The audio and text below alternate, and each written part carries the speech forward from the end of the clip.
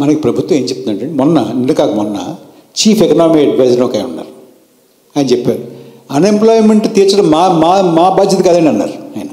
నిరుద్యోగ సమస్య తీర్చే బాధ్యత మాది కాదని చెప్పారండి ఆయన. మరి ఎవరిది?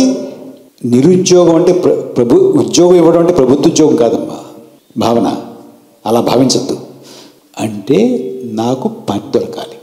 ఒక కర్మాగారాన్ని పెడితే 10 మందికో 15 మందికో ఉపాధి వస్తుంది. ఒక గుడి కడితే ఉపాధి రాదు. సో మనం చేయాల్సింది ఏంటి? ఆర్థిక పరమైనటువంటి అవకాశాలని పెంచేటట్టుగా మనం కార్యక్రమాలను రూపొందించుకోవాలి.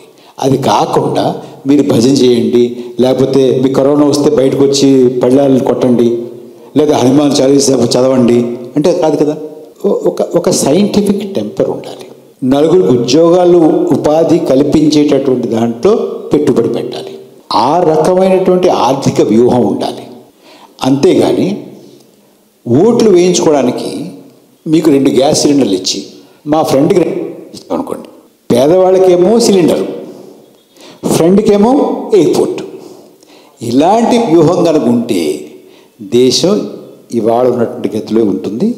ఇంతకన్నా మరీ దారుణమైనటువంటి పరిస్థితుల్లో కూడా వెళ్ళిపోతుంది. అర్థమైందా భావన? అంచేత ప్రభుత్వం బాధ్యత అనొద్దు.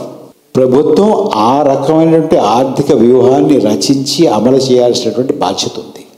ఇంకోటి గుర్తుందో లేదో నీకు, 2014లో ఈ ప్రభుత్వం అధికారంలోకి వచ్చే ముందు ప్రచారంలో ఏం చెప్పారండి? సంవత్సరానికి 2 కోట్ల ఉద్యోగాలు సృష్టిస్తాము అని చెప్పారా లేదా? ఇవాళ అడగాలి కదా, ఎన్ని కోట్లు ఇచ్చావయ్యా నువ్వు, ఎన్ని సృష్టించావని అడగాలి కదా.